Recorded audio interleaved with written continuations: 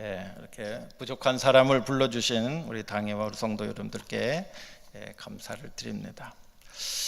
제 소개를 이렇게 어렵게 저희 형님 목사님께서 하실 줄 몰랐습니다. 왜냐하면 부흥회 때문에 너무 걱정이 돼서 기도를 많이 하셨다 그러는데 우리 성산교회 저를 처음 부르셨어요.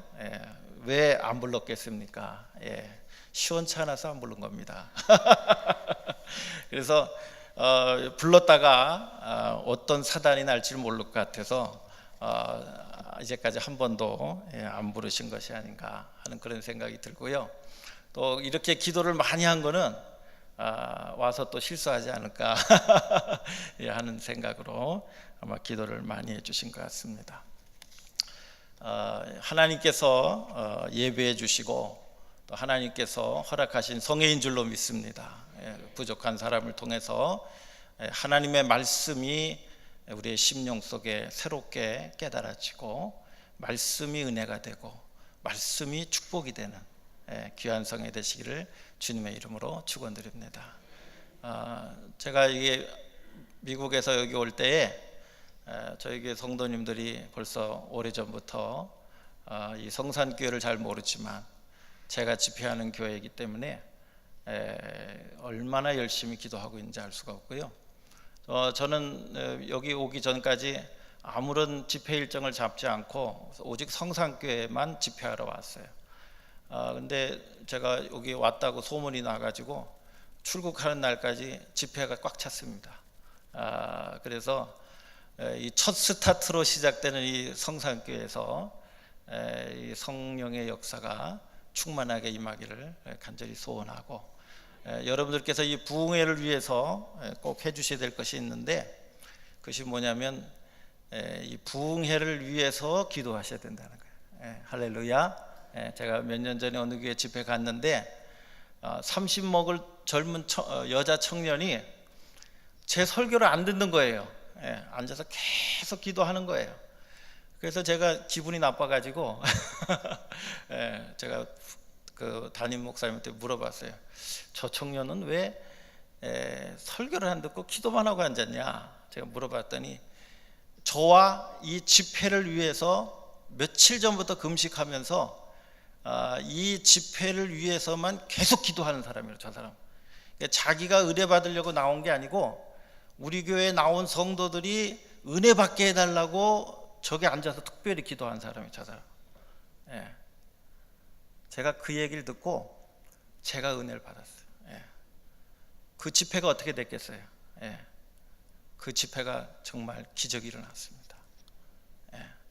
오늘 우리가 부흥회에 내가 은혜 받으러 나온 분들도 있지만 어떤 분들은 아무개가 은혜 받고 우리 교회가 은혜 받고 이런 마음 가지고 나오신 성도님들도 계신 줄로 믿습니다.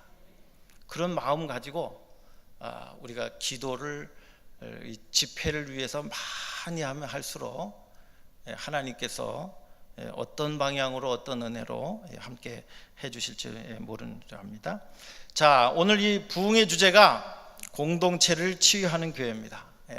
다 같이 따라서 하십시다. 공동체를 치유하는 교회, 공동체를 치유하는 성산교회.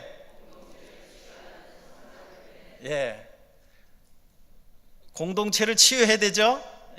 근데 왜 공동체가 치유가 돼야 됩니까? 우리가 생각할 때 문제가 많다고 느끼는 거예요. 그죠? 우리 한국 사회가 문제가 많다. 여러분 다들 그렇게 느끼시죠? 그런데 이 문제를 해결해 줄 사람이 아무도 없어요. 우리가 살고 있는 이 공동체인데 문제가 많은 것 같은데 이 문제를 이게 아주 국회에 간 분들이 똑똑한 분들이 많이 가잖아요. 근데 그 친구들도 못 고쳐요.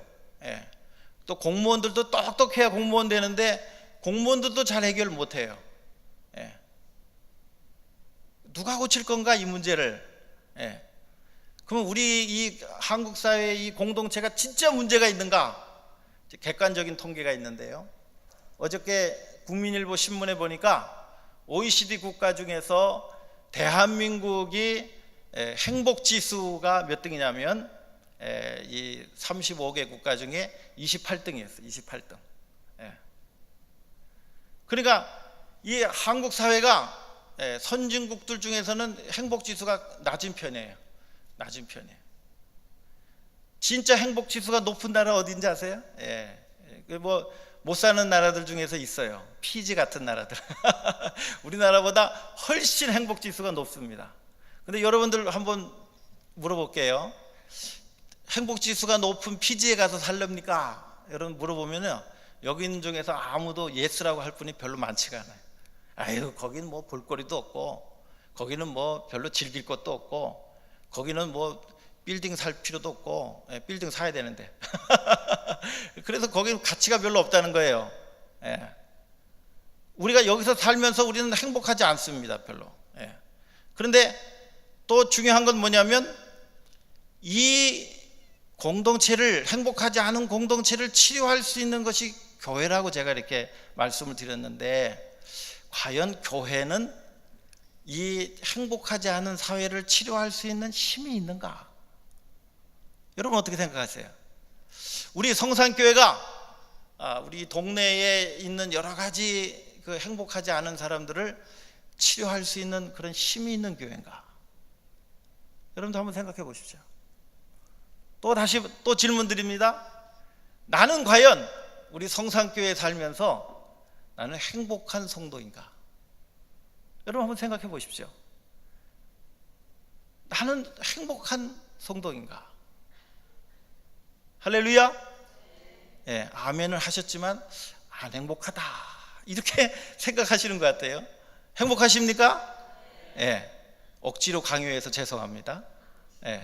하여튼 우리는 별로 신앙생활 열심히 하는데 행복하지가 않은 거예요. 왜 행복하지 않을까? 세 가지 원인이 있어요. 세 가지 원인. 우리는 기도하는 행복을 잃어버렸어요. 우리 어느 텔레비 프로에 보니까 신부님이 나와가지고 얘기하는데, 한국 기독교는, 천주교 신부가 얘기합니다, 명품 기독교라는 거예요. 그래서 왜 명품 기독교냐? 우리 임명진 목사가 물어봤어요. 그랬더니 이 한국 기도는 새벽 기도가 살아있는 교회이기 때문에 명품 기독교라는 거예요. 근데 우리 한국 교회가 새벽 기도회가 점점 불이 꺼져가고 있어요. 그러면서도 우린 착각합니다. 우리는 한국 기독교는 명품 기독교다 이렇게 착각하고 살아가고 있어요. 내가 기도하지도 않으면서 우리 한국 기독교가 명품이라고 생각하고 있는 거예요. 이 기도하는 행복이라고 하는 것은 무엇을 말하냐면, 예수님을 깨달아가는 기쁨이 있는 거예요. 내가 가지고 있는 문제를 기도를 통해서 주님과 사귐이 있는, 주님과 깊은 교제의 관계를 만들어가는 행복이 있는 거예요. 우리는 그 행복을 잃어버리고 살아가고 있어요.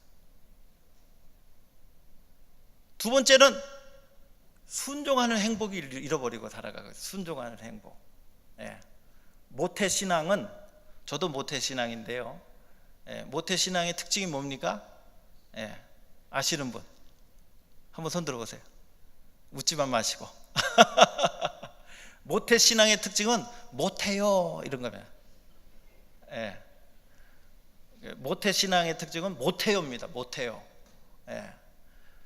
그런데 이 순종하는 행복을 잃어버렸기 때문에 모태요가 나오는 거예요. 이 순종이라고 하는 건 뭐냐? 순종의 행복이라고 하는 뭐냐면 하나님의 거룩한 축복을 쌓는 행복이에요. 여러분, 제가 우리 교회 성도님들 중에서도 신앙생활을 좀 현찮게 하는 분들도 있는데요, 너무너무 하나님이 축복하시는 거예요. 그래서 제가 그분을 분석해 봤습니다. 신상을 탈탈 털어봤더니 그분이 조부께서 목사님이셨는데 얼마나 헌신적으로 사시고 자기가 가지고 있는 재산을 다 털어서 교회를 어마어마하게 많이 지신 분이에요. 하나님께서 그 할아버지 목사님의 헌신을 통해서 이 자녀손들을 그냥 주시는 거예요. 복을 조금 좀 모자라도 누구를 보고? 그 할아버지 목사님을 보고 그냥 주시는 거예요. 그래서 순종하는 행복을 우리는 잃어버렸기 때문에 신앙생활이 행복하지가 않습니다. 마지막 행복은 무슨 행복을 잃어버렸냐면 섬기는 행복을 잃어버렸어요. 이 섬김의 행복이라고 하는 건 뭐냐면 예수님을 닮아가는 행복인 줄로 믿습니다. 할렐루야. 예수님을 닮아가는 거예요. 목사님, 왜 나만 시킵니까? 왜 나만 이 일을 해야 됩니까? 이렇게 얘기하면 예수님을 안 닮아가겠다는 얘기예요. 우리 옆에 있는 사람들을 사랑으로 잘 이렇게 섬기는 건요, 어떤 때는 이게 마음속에 좀 불편할 때가 있어요. 내가 저 사람을 뭐하러 섬겨야 되지? 저 사람은 내가 잘 섬겨도 내가 섬긴다는 걸 알아주지도 않아요. 그런데요, 내가 섬기는 걸 알아주지 않아도 그 사람을 사랑할 수 있는 마음을 갖는 것은 누구의 마음밖에 없어요? 예수님의 마음밖에 없어요. 사랑할 수 없는 사람을 사랑해 줄 수 있는 행복, 예수님을 닮아가는 사람인 줄로 믿습니다. 우리가 이 세 가지 행복을 우리가 경험해야 21세기 한국 사회를 치료할 수 있는 성숙한 교회가 될 줄로 믿습니다. 이게 이번 부흥회의 주제예요. 이거를 잘 깨달으시면 다른 설교는 들으실 것도 없어요. 그래서 이 한국 사회를 치료할 수 있는 우리 성산교회가 돼야 되겠다. 할렐루야. 여러분 안 믿어지시죠? 이 부흥회가 끝날 때쯤에는 믿어지시기를 주님의 이름으로 축원드립니다. 저 목사님은 아무도 못하는 걸 왜 우리 교회 보고 하라구나. 그런데 그것이 믿어지면 기적이 돼요. 그래서 이 한국, 우리 공동체를 치유하는 그런 그 교회가 돼야 되는데요. 제가 오늘 여러분들에게 말씀을 드리는 첫 번째 주제는 이 하나님의 축복을 체험하는 믿음입니다. 하나님의 축복을 체험하는 믿음인데, 저는 이 아브라함을 가지고 성경 공부를 하는데, 우리 예수 믿은 지 얼마 안 된 우리 교회 집사님이 그러는 거예요. 남자 집사님인데 이분은 천재입니다. 저보다 훨씬 똑똑해요. 근데 저한테 벌써 6년째 성경을 한 주도 안 빼놓고 배우고 있어요. 저보다 훨씬 천재인데 저한테 성경을 6년째 배우고 있어요. 한 주도 안 빠지고 나와서 공부합니다. 그런데 창세기부터 계시록까지 성경 인물을 다 통달해서 거의 다 통달해서 이제 몇 주 안 남았어요. 그런데 아브라함을 이제 그 배우던 시기인데 첫 번째 그 얼마 되지 않았던 부분인데, 아브라함을 공부합니까? 면서 물어봅니다. 목사님, 이 아브라함이 믿음의 조상이라고 하는데요, 제가 볼 때는 찌질입니다. 그러는 거예요.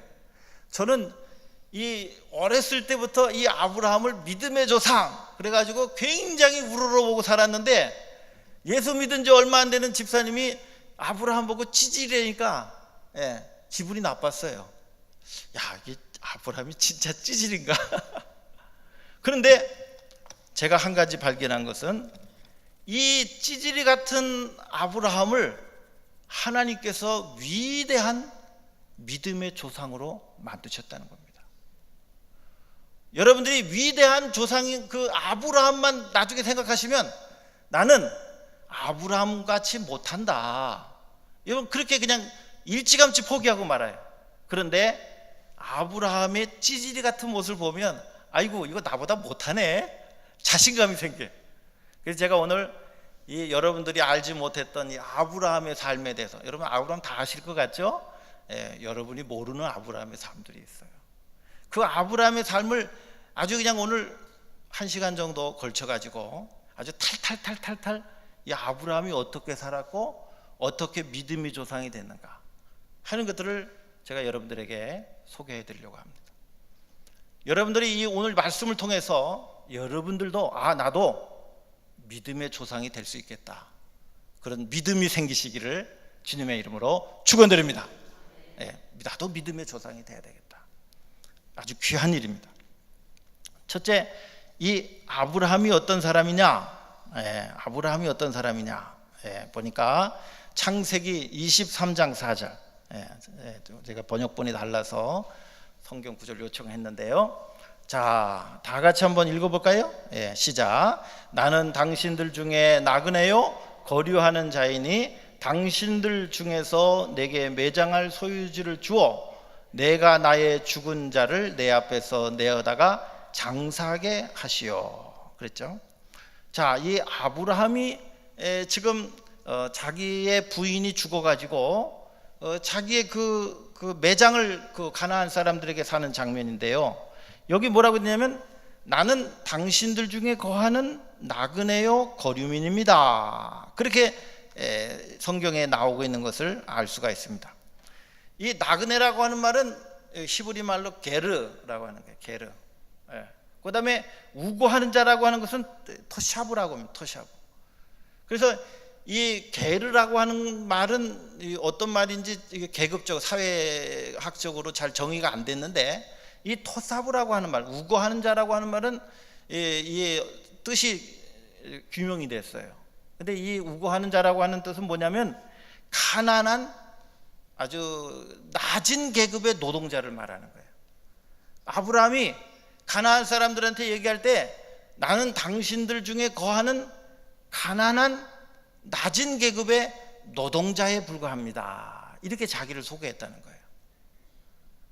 그리고 이 게르라고 하는 말과 토샤브라고 하는 말이 동등어로 쓰였다는 거예요. 이민자로 살았고요. 그리고 가난한 노동계층에서 살았습니다. 얼마 전에 우리 그 안창호 선생에 관한 이야기가 이렇게 나왔는데요. 그 안창호 선생이 그 우리 LA 가면 안창호 교차로도 있고요, 안창호 우체국도 있고요, 안창호 기념관도 있고요, 안창호 이제 그 광장도 있어요. 제가 가서 보면 안창호라고 하는 이름이 그냥 곳곳에 붙어 있어가지고 얼마나 자랑스러운지 알 수가 없어요. 그런데 이분이 제일 처음 그 미국 가서 한 일이 뭐냐면 우리 교회 근처에 오렌지밭이 있는데 그 리버사이드라고 하는 지역에 오렌지밭이 있는데 그 누가 일하냐면 그 멕시코에서 올라온 이제 불법 체류자들이 그걸 땁니다. 그래서 그거를 이제 열심히 따가지고 이제 이렇게 갖다 파는데요. 한 장의 사진을 봤는데 이 안창호 선생이 그 리버사이드의 오렌지 밭에서 오렌지를 따는 장면이 있더라고요. 그 안창호 선생을 보면 맨날 정장 차림에 이렇게 멋있는 차림으로 있어가지고 굉장히 잘 살은 것 같기도 하고 그렇게 느꼈는데, 그 양반이 그 오렌지 밭에 갔는데 정장 차림으로 오렌지를 따고 있더라고요. 그래서 아마 다른 옷도 있겠지만 혹시 이 안창호 선생이 양복 한 벌밖에 없었던 게 아닌가, 제 마음속에 그런 아주 정말 애달픈 그런 마음이 생겨났어요. 그러면서 그 리버사이드 지역에서 오렌지를 따는 사람이 지금은 멕시코 불법 체류자들이 따지만 그때는 누가 땄냐면 한국 사람들이 따서 거기 살았어요. 그리고 거기서 모여가지고 이제 한 30여 호가 되는 한국 사람들이 오렌지를 따고 있는데, 그 30여 가구가 되는 사람들이 그냥 그 굳은 일들을 이 안창호 선생이 다 해주는 거예요. 이민자로 가서 살면요, 다른 사람을 돌아볼 여력이 없어요. 나 살기도 바빠요. 그런데 이 양반은 그 35호가 되는 사람들을, 한국 사람들을 전부 사랑으로 수고하고 사랑해서요, 한인회를 결성을 하고요. 그리고 거기서 받는 오렌지 따가지고 모은 돈 중에서 독립자금을 모아요. 독립자금을 모아요. 그래서 수십만 불, 지금으로 하면 뭐 수십억 되는 돈을요, 그걸 모아가지고 독립자금으로 한국에 보냅니다. 그 이민자들의 삶의 시작은요, 그렇게 시작됐어요. 그렇게 시작됐어요. 그러니까 이 아브라함의 삶이라고 하는 것도 우리가 생각했던 것처럼 나중에는 이 사람이 믿음의 조상이 되고 큰 거부가 됐지만, 맨 처음에 시작될 때는 그 가나안 사람들이 놓고 볼 때는 아주 별 볼 일 없는 사람이었다. 이 아브라함은 또 어떤 사람이었냐면 창세기 11장 31절에 보니까 거기 또 같이 한번 읽어볼까요? 시작. 데라가 그 아들 아브라함과 하란의 아들 그 손자 롯과 그 자부 아브라함의 아내 사레를 데리고 갈대아 우르에서 떠나 가나안으로 가고자 하더니 하란에 이르러 거기 거하였으며, 또 사도행전 7장 2절로 4절까지 시작. 스데반이 가로되 여러분 부용들이여 들으소서, 우리 조상 아브라함이 하란에 있기 전에 메소포타미아에 있을 때에 영광의 하나님이 그에게 보여 가라사대 내 고향 친척을 떠나 내가 내게 보일 땅으로 가라 하시니, 아브라함이 갈대아 사람의 땅을 떠나 하란에 거하다가 그 아비가 죽음에 하나님이 그를 거기서 너희 시방 거하는 이 땅으로 옮기셨느니라. 자, 이 두 번째 이 아브라함은요, 하나님께서 이미 갈대아 우르에 있을 때에 만나 주셨어요. 그러니까 하나님께서 아브라함에게 비전을 주신 거는 적어도 2번 이상 비전을 보여주셨어요. 그래서 갈대아 우르에서 하란으로 옮겨갔는데 거기서 멈춰섰습니다. 거기서 멈춰섰어요. 더 이상 움직이질 못했습니다. 그런데 하나님께서 다시 가셔가지고 다시 또 비전을 주셨을 때에 그때야 비로소 이 아브라함이 움직이기 시작한 거예요.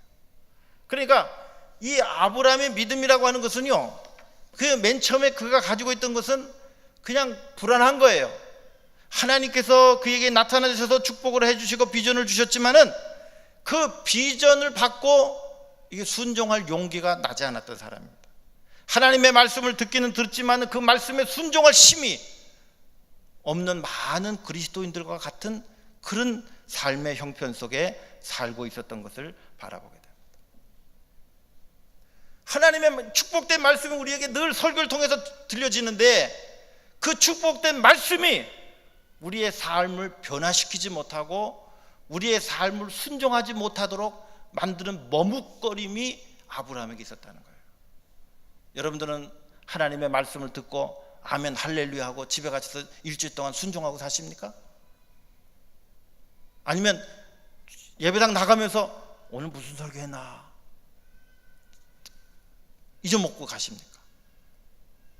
오늘 우리가 가지고 있는 이 행복하지 못한 신앙이 바로 하나님의 말씀이 우리 안에 들어오지 못하기 때문에 우리가 행복하지 못한 겁니다. 하나님의 비전의 말씀이 우리의 삶을 지배하지 못하기 때문에 하나님의 축복을 우리는 걷어차고 있는 거예요.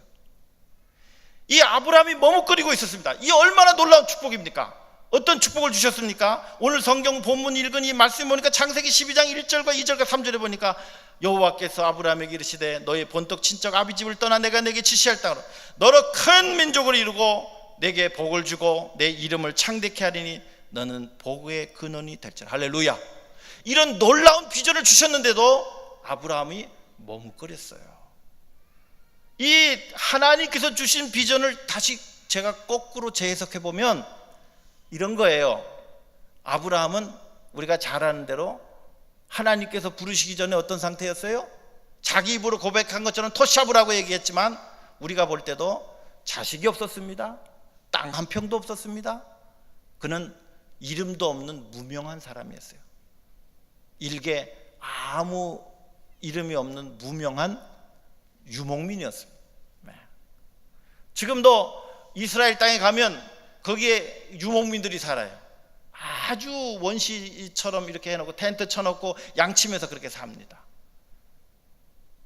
그런 것과 똑같은 삶을 살고 있었던 아주 무명하고 자식도 없고 땅도 없었던 아주 비참했던 그런 아브라함이었어요.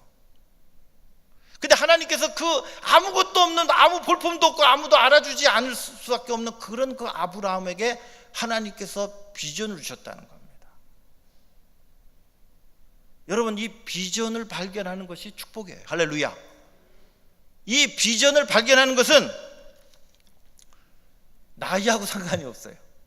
우리가 젊으면은 미래를 바라보고 살고 나이가 드시면 과거의 추억을 먹고 산다고 그러는데요.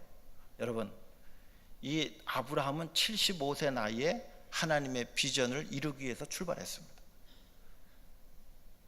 이 비전을 발견하고 비전을 이루는 것은 내가 다 못하면 누가 합니까? 우리 자식들이 해요. 근데 이 비전이 내 삶 속에서 확고해야 됩니다. 이 비전이 내 삶 속에서 확고하면 하나님께서 그 비전을 우리 자녀들이, 또 우리가 자녀들이 아닐지라도 내 뜻을 이해하는 또 다른 믿음의 아들들이 그 일을 행합니다. 제 고향교회 사모님이 계셨는데요, 이 고향교회 사모님이 아주 순진하신 분이에요. 연세도 계직을 했는데 아들이 한국에서 좋은 대학교 나왔는데 이 사모님의 마음속에 우리 아들은 하나님 세계에서 제일 좋은 대학 가게 해주세요. 어렸을 때부터 기도한 거예요. 그런데 이 아들이 서울에 있는 좋은 대학에 갔어요. 서울대학교는 아닌데 좋은 대학교 갔어요. 고대 갔나 그런 것 같아요. 근데 야 어디 갔냐? 그랬더니 제가 고대 갔습니다. 아 그래 알았다. 그리고 이 사모님이 기도하는 거예요. 하나님 우리 아들 세계에서 최고 좋은 대학 가게 하여 주옵소서. 기도하는 거예요. 대학교 이미 갔는데 세계에서 제일 좋은 대학 가게. 이 아들이 엄마의 기도를 들을 때마다 부담이 되는 거예요. 그래서 대학교를 졸업하고 미국에 유학을 갔습니다. 좋은 대학에 들어갔어요. 좋은 대학에 거기 가서 박사과정을 다 마쳤습니다. 엄마한테 가서 또 보고합니다. 제가 박사과정 잘 마쳤습니다. 어느 대학 갔냐? 야 이렇게 좋은 대학 갔습니다. 그래 알았다. 그리고 또 가서 하나님 우리 아들 세계에서 최고로 좋은 대학 가게 해주세요. 제가 알기에는 그 대학도 좋은 대학인데 그 좋은 대학이 도대체 어디 대학입니까? 모르니까 나는 잘 모르지만 하버드 대학이라더라. 이 아들이요 대학교도 나오고 석사도 하고 박사까지 했는데요, 어머니가 집에 갈 때마다 기도하는 거예요. 그래서 할 수 없이 나중에 소문을 들으니까 닥터가 끝나고 나서 또 하는 공부가 있어요. 그걸 포닥이라고 그래요. 포스트 닥터 코스, 닥터럴 코스라고 그러는데 하버드에 그래서 또 들어갔어요. 그래서 박사과정이 끝난 다음에 하는 박사과정에 들어가서 공부를 마쳤다는 소식을 들었습니다. 이 어머님의 기도는 단순한 기도였지만 너무너무 하나님 앞에 사무친 기도요, 하나님 앞에 간절한 기도요, 하나님 앞에 소망하는 기도였기 때문에 그 기도를 듣고 자란 아들이요 그것을 이뤄냈다는 거예요. 하나님께서 오늘 우리에게 주신 비전이요, 내가 다 지금 이루지 못한다 할지라도요, 하나님께서 그것이 들을 만한 가치가 되면 나뿐만이 아니고 우리의 자손을 통해서도 하나님께서 꼭 이루게 해 주실 줄로 믿습니다. 오늘 여기 계신 분들은요, 여러분들이 이제 비전을 어떻게 만드느냐에 따라서 여러분들의 자녀와 여러분들의 손주들이 그 비전을 먹고 살게 될 줄로 믿습니다. 여러분이 굉장히 중요한 얘기예요.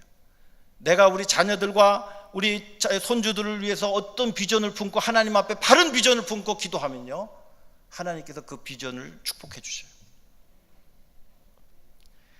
이 말을 제가 보면서 이 아브라함은 이렇게 별 볼 일 없는 사람이었고요, 또 아브라함은 실수가 많았어요. 아브라함은 어떤 실수를 했냐면 성경에 있는 말씀 보니까 가나안 땅에 살다가 흉년이 들어서 이제 애굽으로 내려갔는데, 애굽으로 내려가면서 자기 부인한테 뭐라고 그랬어요? 야 부인이라고 하지 말고 누이라고 좀 해줘. 만약에 부인이라고 하면 나 죽을 줄도 몰라.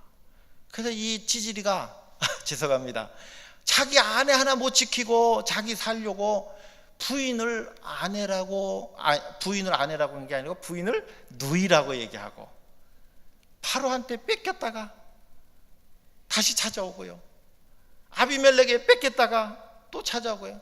이런 찌질이가 어디 있어요 세상에. 이렇게 못나도 한참 못난 사람이 누구라고요? 아브라함이었어요. 또 창세기 15장에 있는 말씀 보니까 하나님께서 주신 비전을 기다리지 못합니다. 창세기 15장 1절로 3절 말씀 다 같이 한번 읽어볼까요? 성경 띄어지나요? 창세기 15장 1절로 3절 시작. 이후에 여호와의 말씀이 이상 중에 아브라함에게 임하여 가라사대 아브라함아 두려워 말라. 나는 너의 방패여 너의 지극히 큰 상급이니라. 아브라함이 가로되 주 여호와여 내게 무엇을 주시려나이까? 나는 무자하오니 나의 상속자는 이 다메섹 엘리에셀이니이다. 아브라함이 가로되 주께서 내게 씨를 아니 주셨으니 내 집에서 길리운 자가 나의 후사가 될 것이니이다. 여러분, 이런 사람이 어떻게 믿음의 조상입니까? 보세요. 당신이 내게 주기로 놓고 안 주셨으니 나는 내 집에서 키운 그 상속자 엘리에셀을 내 상속자로 삼겠습니다. 하나님께서 주신 약속을 안 믿는 거예요. 하나님께서 주신 약속을 기다릴 그런 인내심이 없는 사람이에요.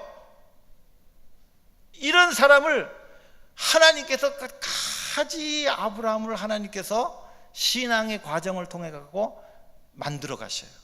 저는 하나님이 너무 훌륭한 분이라고 생각해요. 찌질이를 위대한 믿음의 조상으로 만들어 가신 분이 하나님이시거든요. 그런데 아브라함에게 있어서 중요한 사실은 뭐냐면 하나님을 놓치지 않았다는 거예요. 찌질이 같이 살았고 실수도 많았고 별 볼 일 없었지만 그가 하나님을 놓치지 않았다. 할렐루야. 하나님을 어떻게 놓치지 않습니까? 하나님을 어떻게 놓치지 않아요? 여러분, 하나님을 어떻게 놓치지 않습니까? 그가 가는 곳마다 단을 쌓아 예배했습니다. 오늘 우리가 예배에 대해서 신앙이 흔들려 버리면 하나님께서 주신 축복을 다 놓치는 거예요. 예배를 놓치지 마세요. 어떤 일이 있어도 예배를 놓치지 마세요. 저는 자녀들을 키우면서 주일날 행사가 많고 뭐 어느 날 하루는 저한테 와서 우리 아들이 그래요. 제 아들이 이 수자폰, 튜바 이거를 학교에서 제일 잘 불었어요. 고등학교 때. 그랬더니 그 선생님이 영국에 가는 특별 오케스트라 단을 만드는데 거기에 네가 좀 와서 조인해달라. 그런데 몇 주 동안 교회 못 나가게 될 거다. 영국에 가야 되기 때문에. 그래서 제가 그랬어요. 너 절대 가면 안 된다. 물론 거기 가서 공연하고 와도 하나님께 영광 돌릴 수 있지만 지금 네가 학생 시절에 하나님 앞에 주의를 성수하는 걸 제가 꼭 가르쳐 주고 싶었어요. 너 그거 안 하면 하나님께서 더 큰 방법으로 축복해 주실 거다. 절대 가지 말아라. 그래서 얘는 지금 마음속에 영국에 너무 가고 싶은 거예요. 그런데 아버지가 주의를 어기고는 못 가겠다. 내가 허락을 할 수가 없다. 그리고 한창 실랑이를 벌였어요. 그런데 나중에는 얘가 포기를 하더라고요. 얘 마음속에 내가 그렇게 가고 싶은 영국, 그렇게 다른 사람들한테 나를 자랑할 수 있는 그곳에 가는 것도 포기하고 예배 드리는 것이 더 소중하구나.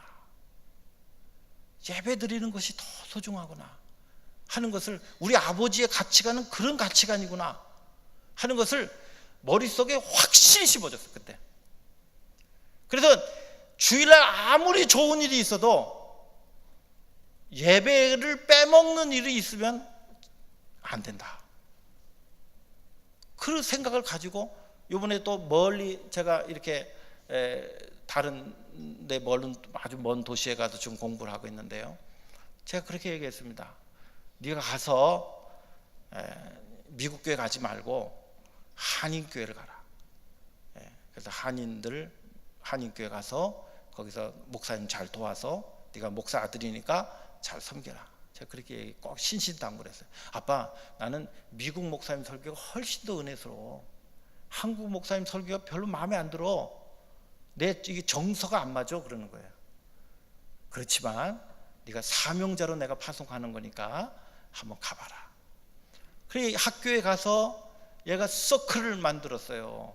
무슨 서클을 만드냐면 기독 서클을 만들었어요. 그 기독 서클을 만들어서 에시안 계통의 학생들이 30여 명을 모았습니다.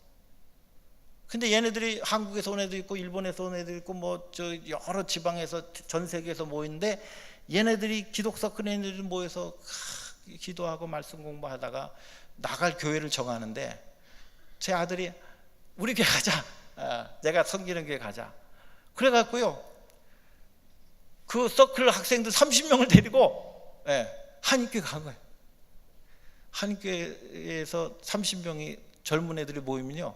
그 대박 난 겁니다. 그래서 그 교회에 가가지고 30명을 한 번에 전도해 갖고 오니까 그 교회 목사님이 얘를 다시 본 거예요. 신앙이 얼마나 뜨거워져서 돌아가는지 알 수가 없어요. 이 공부 잘하는 게 중요한 게 아니고 우리는 신앙을 잃지 않게 해달라고 얼마나 기도했는지 몰라요. 공부는 그거는 하나님께서 알아서 하시고, 멀리 떠나면 젊은 애들은 유혹이 많잖아요. 신앙 문제만 가지고 저희 내외가 기도했습니다. 나중에 기회가 되면 예수 안 믿는 자식들을 어떻게 하나님 앞으로 인도해야 될까 우리가 고민들이 많은 세대에 살고 있어요. 여러분, 이 심각한 문제를 우리가 어떻게 해결할지 제가 집회 시간에 기회가 되면 여러분들에게 말씀을 여쭙겠습니다. 그런데 정말 이 아브라함이 하나님의 그 약속을, 비전을 기다리지도 못하고 이렇게 불신하고 있었고요. 그리고 또 하갈을 통해 갖고 이스마엘을 낳았잖아요. 지금까지 중동 분쟁은 아브라함 때문에 생긴 거예요. 아브라함의 무슨 결과입니까? 불신의 결과로 생긴 거예요. 그렇죠? 예? 아브라함이 신앙 없이 행동했기 때문에 지금 이 중동이 시끄러운 거예요. 오늘 우리가 신앙 없이 행동하면 우리 자녀들이 어떤 고통을 당할지 몰라요. 우리가 신앙적으로 바르게 결단하고 바르게 순종하고 바르게 살면 우리가 죽을 때 발 뻗고 잘 수 있어요. 하나님께서 우리 자녀손들을 책임져 주실 거라고 확신하기 때문에 그래요. 그런데 세상의 유혹이 너무 많아버리면 우리는 불신앙적인 생각과 불신앙적인 판단을 하고 살아갈 수밖에 없는 것입니다. 이 찌질이 아브라함을 보면 우리가 배우고 싶은 게 하나도 없는 사람이에요.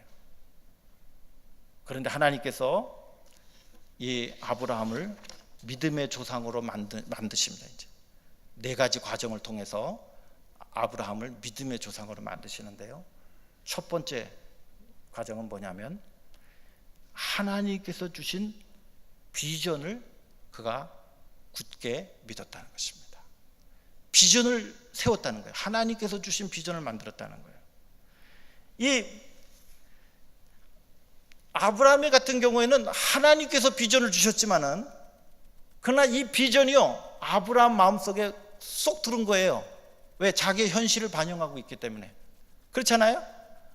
내가 꼭 마음속에 소원하는 것들을 하나님께서 주시겠다고 약속하셨기 때문에 아브라함이 순종했는 줄로 압니다. 그런데 어떤 경우에는 자기가 마음속에 비전을 막 품고 뜨거워가지고 하나님 앞에 기도한 사람이 있어요. 그게 누굽니까? 야베스예요. 야베스. 야베스라고 하는 사람입니다. 성경 한번 또 읽어볼까요? 성경 역대상으로 한번 넘어가겠습니다. 역대상 있습니까? 역대상 4장 9절과 10절에 있는 말씀, 거기 보시면 시작. 야베스는 그 형제보다 존귀한 자라. 그 어미가 이름하여 야베스라 하였으니 이는 내가 수고로이 낳았다 함이었더라. 야베스가 이스라엘 하나님께 아뢰어 가로되 원컨대 주께서 내게 복의 복을 더하사 나의 지경을 넓히시고 주의 손으로 나를 도우사 나로 환난을 벗어나 근심이 없게 하옵소서 하였더니 하나님께서 구하는 것을 허락하셨더라. 할렐루야.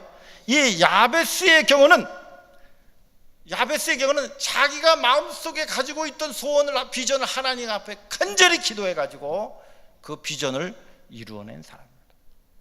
그래서 하나님께서 비전을 주실 때도 있지만 내가 비전을 만들 때도 있는데, 이 비전, 그 야베스의 그 비전을 가만히 놓고 보면 야베스가 하나님 앞에 기도하는데 어떻게, 이 사람이 어떤 사람이냐면요, 이 야베스는 엄마가 이름을 지었어요. 엄마가 이름을 지어가지고 이름을 야베스라고 그랬고요. 그 야베스의 내용은 뭐냐면 수고롭다, 고통스럽다, 이런 얘기를 한 거예요. 그러니까 이 야베스의 삶의 현실은 뭐냐면, 누가 이름을 지어줬다 그랬죠? 엄마가 이름을 줬어요. 원래 이름은 누가 지어요? 아버지가 짓는데 엄마가 이름을 지었어요. 그럼 뭐냐? 아마 추측해보건데 아버지가 없다는 거예요. 그래서 엄마가 이름을 지었어요. 또 아기를 낳을 때 너무 난상 가운데 낳았는데, 그 난상 가운데 나서 애가 태어났으면 그래도 기쁨이 있을 거 아니에요. 죽을 고생하고 났으니까. 그런데 죽을 고생하고 낳은 애의 이름을 야베스, 고통이다, 수고로움이다, 괴로움이다, 이렇게 이름을 지은 거예요. 그 이유는 무엇입니까? 내가 수고롭게 목숨을 걸고 아기를 낳았지만은, 야, 왜 태어났니? 고생길이 훤한데 너 왜 태어났냐? 이렇게 그 엄마가 막 태어난 그 핏덩어리를 바라보면서 고통이라고 수고로움이라고, 네 앞으로 어떻게 인생 살래? 염려와 걱정과 근심 속에 그 아들의 이름을 지어준 것입니다. 모르긴 해도 야베스의 유년 시절은 너무너무 힘들고 어렵고 고통스럽고 가난하고 비참한 삶을 살았을 것입니다. 그런데 이 야베스가 하나님을 만나서 그가 하나님 앞에 기도하기 시작한 거예요. 어떻게 기도했습니까? 하나님, 제게 복의 복을 더하여 주옵소서. 제가 이 세상 태어났는데, 너무 비참하게 태어났는데, 이 세상 사는 날 동안 하나님께서 주신 축복을 한번 경험하고 죽고 싶습니다. 그렇게 하나님 앞에 기도한 거예요. 여러분, 신앙생활 하면서 하나님의 축복을 대박 맞는, 여러분, 그런 비전이 여러분들이 있기를 주님의 이름으로 축원드립니다.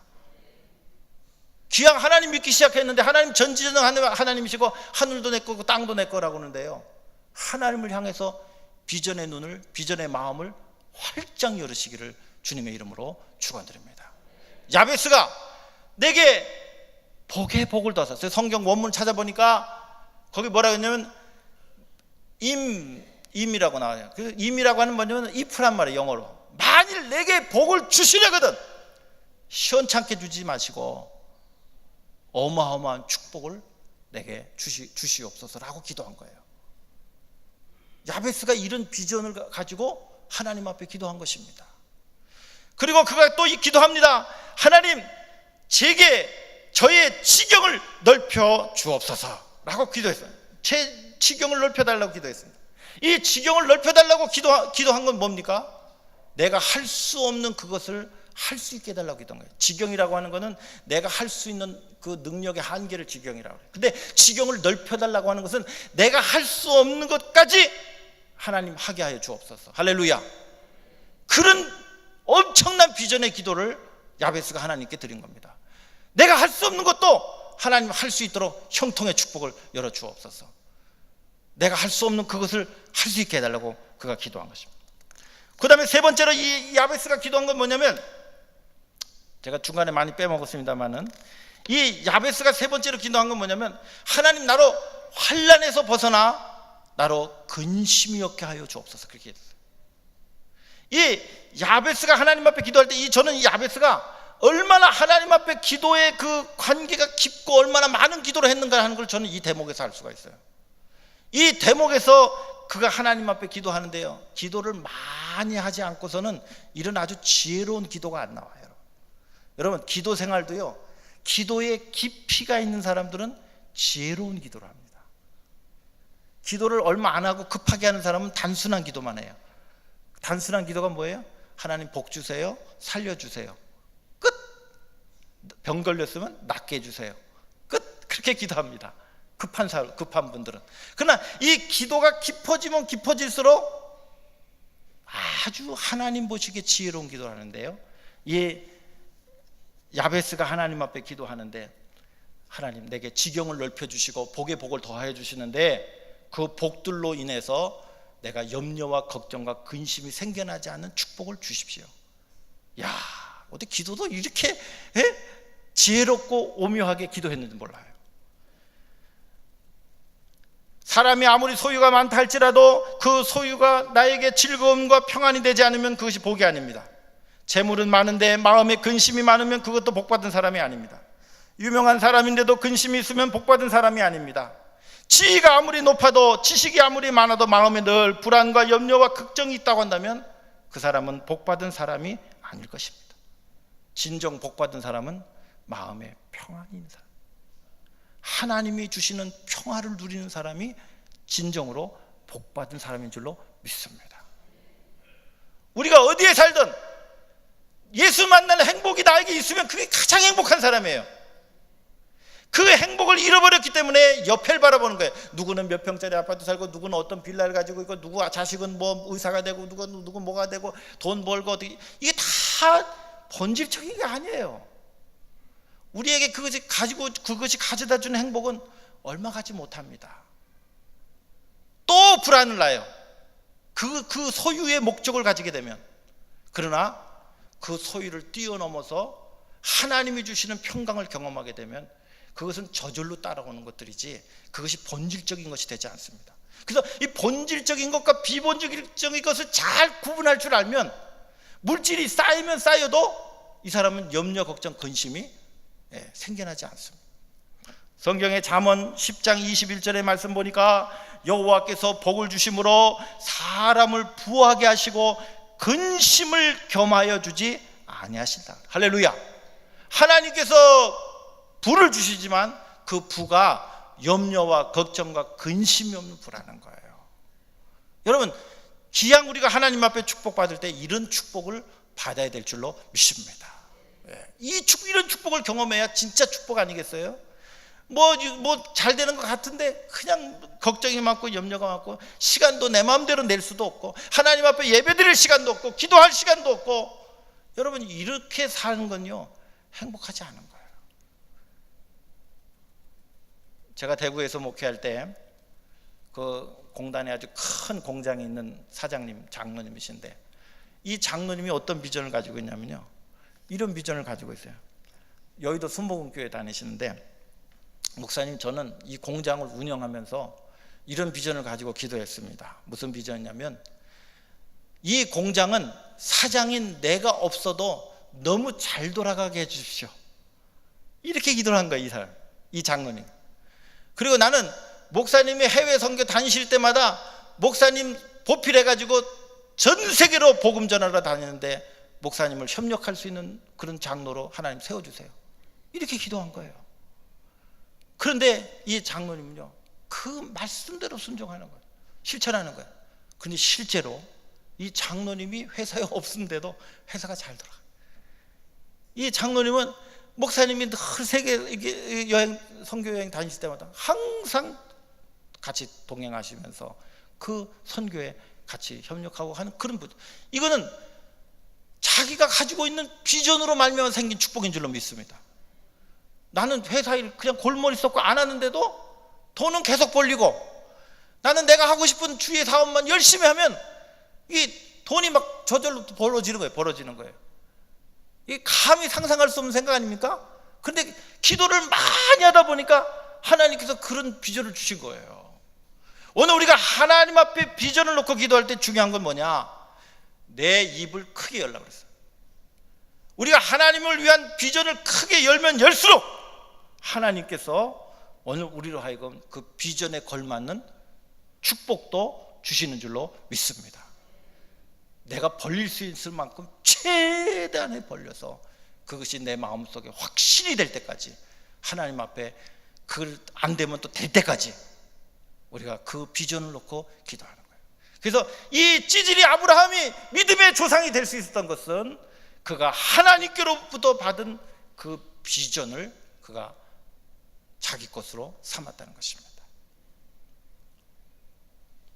두 번째 단계는요, 우리가 지금 여러분 이번 집회를 통해서 하나님 내게는 어떤 축복 주실랍니까? 여러분 그걸 자꾸 상상하셔야 돼요. 그래서 한번 상상하시고, 이거 갖고 안 되겠다, 더 크게 해야 되겠다. 또 이거 갖고 안 되겠다, 더 크게 해야 되겠다. 하나님께서 주신 내 믿음이 감당할 만한 큰 비전을 달라고, 내가 생각해놓고도 안 믿어지면 그거 안 됩니다. 생각을 하고 그것이 믿어지도록, 그것이 내 것이 되도록 그 다음에 해야 되는 게 뭐냐면, 두 번째로는 순종을 해요. 순종을 해요. 이 아브라함이 두 번째로 행한 것이 뭐냐면 순종을 했어요. 이 아브라함의 믿음의 단계는 두 가지 단계가 있어요. 첫 번째 단계는 뭐냐면 의심 반 기대 반으로 출발했어요. 그의 순종은. 우리가 하나님의 말씀을 듣고도, 하나님의 비전을 듣고도 어떤 때는 의심 반 기대 반으로 순종할 때가 있어요. 그러면 이 의심 반 기대 반으로 하는 이 순종은, 제가 성경 구절 많은데 좀 빼겠습니다. 이 그런 순종은 어떤 결과가 되냐면, 어떤 장애물이 생기고 환경에 문제가 생기면 그 믿음은 물거품처럼 사라지고 맙니다. 아브라함이 그런 믿음을 가지고, 그런 믿음으로 맨 처음에 출발했습니다. 하나님께서 내가 내게 지시할 땅으로 가라. 그 땅이 어디입니까? 가나안 땅이었어요. 그런데 그 가나안 땅에 들어갔는데 마침 그 땅에 뭐가 일어났습니까? 흉년이 일어나가지고 하나님께서 주실 땅에서 그 하나님의 축복을 바라보지 아니하고 어디로 도망갔어요? 애굽으로 내려간 거예요. 그래서 거기서 아내도 한번 뺏긴 경험도 갖게 되고 여러 가지 그런 그 안 좋은 경험들을 하고 그냥 거기서 나오게 되는 것을 바라보게 됩니다. 저는 이 아브라함의 실패의 경험을 통해서 아브라함이 위대한 깨달음을 갖게 된다. 여러분, 우리가 신앙생활 하면서 환경의 문제에 얽매여서 실패한 결단을 하게 됐다 할지라도요, 우리가 그 과정에 머물러 있지 말고 거기서 하나님께서 이 문제, 내가 왜 이 문제에 대해서 실패했나 하는 것들을 처절하게 다시 돌아보고 하나님과 만남의 시간을 가지면요, 그것이 우리의 삶을 역전시키는 영적인 경험이 되는 거예요. 교훈이 되는 거예요. 근데 이 아브라함이 그 다음에 어떻게 변화됐냐면, 그 믿음이 어떻게 변화됐냐면 전적으로 하나님 앞에 순종하는 그 단계로 그가 이렇게 변화돼요. 그 전적으로 순종하는 단계로 변화가 됩니다. 그래서 창세기 22장에 있는 그 말씀에도 보면 거기 보니까 그 1절로 4절을 말씀 한번 볼까요? 창세기 22장 1절로 4절 한번 시작. 그 이후에 하나님이 아브라함을 시험하시려고 그를 부르시되 아브라함 하시니 그가 가로되 내가 여기 있나이다. 여호와께서 가라사대 내 아들을 내 사랑하는 독자 이삭을 데리고 모리아 땅으로 가서 내가 내게 지시한 한 산으로 가라. 그를 번제로 드리라. 아브라함이 아침에 일찍 일어나 나귀 안장을 지고 두 사환과 그 아들 이삭을 데리고 번제에 쓸 나무를 쪼개어 가지고 떠나 하나님이 자기에게 지시한 곳으로 가더니 새 3일에 아브라함이 눈을 들어 그것을 멀리 바라본지라. 그랬습니다. 이 아브라함이 그 뒤에 삶의 변화가 막 일어나는데요, 그 삶의 변화는 좀 뒤에 또 다시 설명을 드리겠는데, 아주 그 대표적인 순종이 뭐냐면 자기 아들을 바치라고 하나님께서 시험하셨을 때 이 아브라함은 자기 부인하고 의논하지 않았어요. 그렇죠? 여러분, 부부끼리 의견이 잘 안 맞아가지고요, 하나님을 그르치는 경우가 있어요. 그런데 이 아브라함이 고민하지도 않았어요. 성경에 보니까 그가 고민했다 이런 얘기도 없고요, 그가 며칠 뒤 동안 하나님 앞에 다시 제거해달라고 기도하고 이런 것도 없어요. 롯을 살려달라고 그럴 때는 여러 가지 기도의 과정이 나오는데, 이때는 그 다음 아침 일찍이 이삭을 데리고 번제할 짐을 지어가지고 모리아산으로 갑니다. 그 다음 성경 구절들에 보면 그 이삭을 데리고 모리아산에 갔는데, 그 모리아산에 가서 이 이쁜 새끼 내 아들이 그렇게 얘기합니다. 아버지, 번제할 나무도 있고 불은 있는데 번제할 양은 어디 있습니까? 여러분, 이 소리를 들을 때 아버지 심정이 어떻겠어요? 그런데 이 아브라함이 이삭을 각을 뜨도록 결박하고 제단에 올려놓습니다. 거기서 아브라함의 믿음과 이삭의 믿음이 급속도로 하나님께서 주시는 축복의 믿음이 유산으로 확 내려갔어요. 이삭이요, 아버지보다 힘이 세요. 그 당시 나이야. 그런데 아버지가 자기를 죽이려고 할 때 하나님께서 바치라고 하는 명령을 깨닫고 순종합니다. 아브라함도 순종이요, 이삭도 순종했습니다. 나를 죽인다 할지라도 하나님의 뜻이라면 주여 받아 주옵소서. 이게 하나님을 제대로 만난 사람들의 고백이 되어야 될 줄로 믿어요. 우리가 신앙생활 하면서 여러 가지 시험 들고, 교회 생활하면서 시험 들고 어렵고 짜증나는 일 많죠. 주여, 나를 주의 제물로 사용하여 주옵소서. 나의 억울한 것도 다 주님 앞에 바칩니다. 나의 손해보는 거 다 주님께서 해결해 주실 줄 믿습니다. 내가 먼저 손해보고, 내가 먼저 솔선수범하고, 내가 먼저 주의 제물이 돼서 주님께 바치겠습니다. 여러분, 아브라함이 사랑하는 아들 이삭을 하나님께 바쳤을 때에 하나님도 그 아브라함의 믿음을 보시고 우리에게 누굴 주셨어요? 우리에게 누굴 주셨어요? 예수님을 보내주셨는 줄로 믿습니다. 이게 아브라함의 믿음이에요. 하나님의 마음을 움직이고 감동시키는 믿음을 그가 역경과 그런 그 환경에 얽매였던 삶에서 벗어나서 하나님 앞에 보여줬던 믿음이었습니다. 이 아브라함이 이러한 위대한 믿음을 보여주었기 때문에 하나님께서 그를 축복하지 않으실 수가 없던 거예요.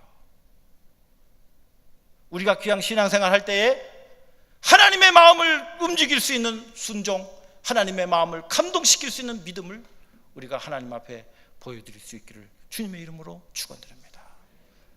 귀양 우리가 한평생 사는 날 동안에요, 그냥 무명하게 살다가 무명하게 가지 마시고요, 하나님의 마음을 감동시킬 수 있는 믿음의 삶을 살게 해달라고 우리가 기도해야 하는 것입니다. 이 아브라함이 얼마나 이 아들 이삭을 진짜 죽이려고 했는지 천사가 나서요. 칼을 들어서 이 이삭을 죽이려고 하는데요, 아브라함아 아브라함아 아브라함아. 성경에 보니까 2번 3번 아브라함을 급하게 부릅니다. 조금 더 늦게 불렀다가는 진짜 죽일 기세였거든. 그걸 누가 제일 잘 알아요? 하나님이 아시잖아요. 하나님이 아시고 그 아브라함의 그 손을 막으시고 하나님께서 여호와 이레로 준비하신 양을 발견케 하시고 그 양을 하나님 앞에 제물로 드립니다. 이 얼마나 드라마틱한 이야기입니까? 나는 정말 하나님을 위해서 아들을 죽이려고 작정했지만 하나님은 그 아들을 죽이려고 하는 마음을 보시고 아브라함을 축복해 주시기로 작정한 줄로 믿습니다. 우리가 주님을 위해서 죽기로 작정하면요, 하나님께서 우리에게 못하실 일이 없어요. 우리가 안 죽으려고 그러니까 문제가 되는 거예요. 이 아브라함은 장애를 극복하는 그 믿음의 과정을 이렇게 겪어가면서 그가 가졌던 게 뭐냐면, 이제 애굽에서 나와가지고 이제 그 조카 롯하고 분간하죠. 근데 분간하는데 거기 성경을 잘 보시면 아브라함이 조카 롯에게 뭐라고 얘기합니까? 네가 동하면 내가 서하겠고, 그렇게 얘기하죠. 우리 잘 아는 말씀이에요. 네가 서하면 내가 이렇게 하겠다. 네가 먼저 좋은 데 선택해라는 거예요. 왜 이런 얘기를 합니까? 그래서 이 조카 롯이 보니까 초지가 있고 푸르고 그냥 문화가 발전되고 살기 좋은 곳이 어디예요? 소돔과 고모라 땅 보니까 거기 성경이 뭐라고 그랬어요? 애굽과 같고 에덴 동산과 같았다라고 그랬어요. 사람이 보기에 최상의 파라다이스를 바라보고 그 파라다이스를 향해서 이 조카 롯이 거기 갔습니다. 그러나 거기는 타락의 도시요, 세속의 도시요, 멸망의 도시가 돼요. 거기서 파라다이스를 쫓아서 갔지만 그는 거기서 아내도 잃고 재산도 잃고 부끄러운 암몬의 자손의 초상이 되지 않았습니까? 그러나 아브라함은 얘기합니다. 네가 어디로 가지? 내 정반대편으로 가는데 하나님이 나와 함께 하시면 내가 어디로 가든지 하나님께서 나를 축복해 주실 거다. 할렐루야. 환경의 조건에 얽매여 있는 사람이 아니라는 거야. 이 사람이 이제는 하나님이 함께 하시는 것으로 축복의 모든 알파와 오메가가 하나님께 있다라고 하는 것을 이 아브라함이 고백하고 있는 거예요. 여러분, 우리가 이런 고백을 해야 진짜 신앙입니다. 내가 어디 있든지 무엇을 하든지 하나님이 함께 하셔야 내 삶의 문제에 축복이 오는 거지, 어떤 조건 따지고 환경 따지고 형편 따져서 그렇게 하면 하나님께서 축복을 주실 수가 없어요. 하나님 중심으로 하나님이 나와 내게 축복을 주시기로 약속하시던 믿음을 꼭 가져야 되는 거예요. 환경은 중요하지 않습니다. 환경은 늘 변화되는 거예요. 환경은 변화되는 거예요. 환경은 우리가 얼마든지 바꿀 수 있어요. 믿음 있는 자는 바꿀 수 있어요. 그렇기 때문에 내게 축복 주실 분이 누구라고요? 하나님 한 분이시다. 이 하나님 한 분은 환경도 변화시켜 주시고 모든 축복의 근원자가 되시는 분이다. 그것을 이 아브라함이 애굽에 내려갔다가 와가지고 철저하게 깨달았어요. 우리가 인생 살면서 예수 믿는 사람들이요, 부끄러움을 당하지 않기를 주님의 이름으로 축원드립니다. 예수 믿는다고 하면서 신앙생활 현치 않게 하고, 그리고 믿음 현치 않게 하고, 하나님을 위해서 죽을 준비가 안 된 채로 신앙생활 하면요, 우리는 늘 세상의 조롱거리로 살게 돼요. 내가 세상을 주님을 위해서 죽을 준비가 되고 주님을 위해서 확실히 죽을 마음이 있으면 이 사람은 세상이 감당치 못한 믿음을 갖게 돼요. 우리가 이 세상 살면서 그런 믿음을 가져야 이 공동체를 살려냅니다.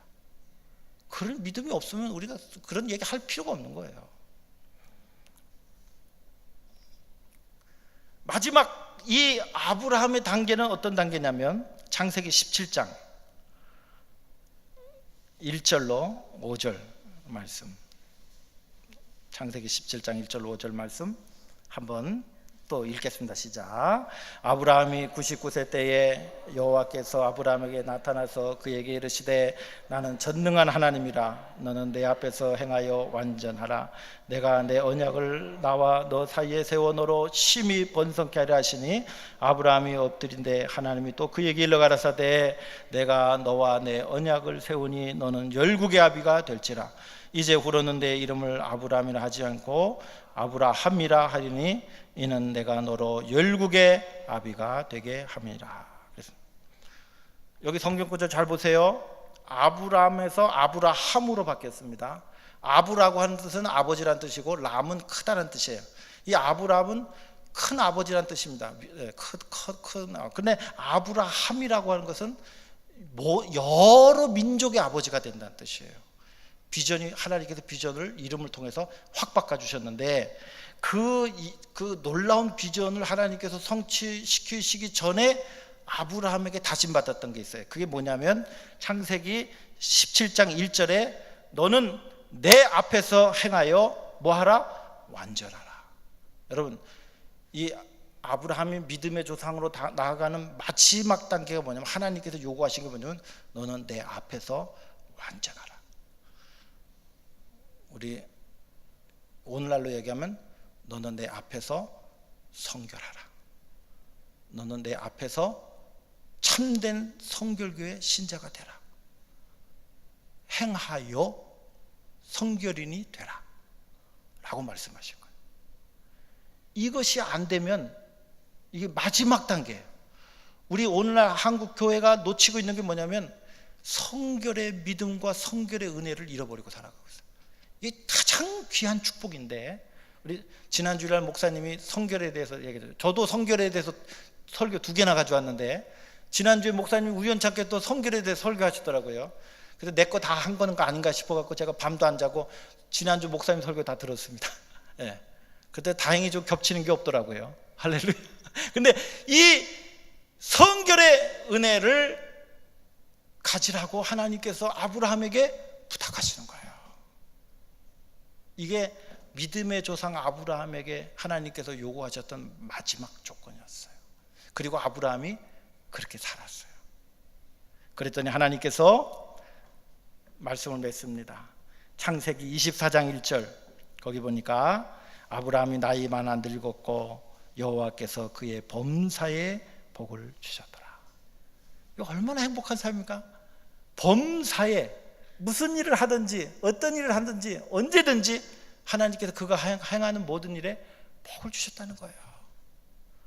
성경이 말하는 복이라고 하는 것은 무엇입니까? 잠언 10장 22절에 있는 말씀 보니까 거기에 근심이 없는 축복이라고 그러죠. 또 사무엘 하 7장 29절에 있는 말씀 보니까 다윗이 하나님 앞에 기도하는데요. 청컨대 종의 집에 복을 주사 주 앞에 영원히 있게 하옵소서. 이 야곱이 하나님 앞에 이렇게 축복을 소원하는데 그 축복이 뭐예요? 하나님 앞에 영원토록 서 있는 축복을 바라는 거예요. 여러분, 이게 축복이라고 느껴지십니까? 하나님 앞에 내가 서 있는 축복이라고 하는 것은 무엇입니까? 하나님 앞에 내가 가지고 있는 모든 죄가 용서함 받고 주님과 내가 주 안에서 영원토록 교제하는 축복, 하나님의 은혜를 날마다 바라보는 축복을 갖는 것이 진정한 축복이라고 다윗은 고백하고 있는 줄로 믿습니다. 창세기 12장 3절에 있는 말씀 보니까 내게 너를 축복하는 자에게 내가 복을 내리고 너를 저주하는 자에게 내가 그를 저주하겠다는 것입니다. 그리고 모든 족속이 너를 인하여 복을 얻을 것이니라. 하나님께서 보호해 주시는 축복을 약속하고 있어요. 하나님이 책임져 주시는 축복, 이게 하나님이 주시는 복이에요. 내가 어디로 가서 무엇을 하든지 하나님께서 내 편이 되어 주셔서 나를 지켜주시고 나를 보호해 주시는 확신을 갖는 거예요. 이게 얼마나 중요한 축복인지 알 수 없어요. 여러분, 자식들을 밖으로 내보내면 불안하죠? 하나님을 믿고 하나님께서 그거를 보호해 주신다고 생각하는 믿음을 가지면 얼마든지 내보낼 수 있어요. 우리가 살아가는 삶 속에서 하나님이 나와 함께 하시고 나를 보호해 주시고 나에게 축복을 주시는 하나님이라고 하는 것을 믿고 살아가는 것처럼 행복한 것이 없어요. 마지막 창세기 20장, 사도행전 20장 35절을 보니까 범사에 너희에게 모본을 보였노니 이같이 수고하여 약한 사람들을 돕고 주 예수의 친히 말씀하신 바 뭐가 뭐보다 낫다? 주는 것이 받는 것보다 복이 있다 하심을 기억할지니라. 진짜 축복은 뭐냐면 다른 사람들에게 나눌 수 있는 사람이 진짜 축복받은 사람이에요. 뭐가 있어야 나눠주잖아요. 하나님께 이미 축복도 받았고 다른 사람에게 심껏 나눌 수 있는 그런 그 축복을 받은 것을 하나님께서 주신 축복이라고 하는 거예요.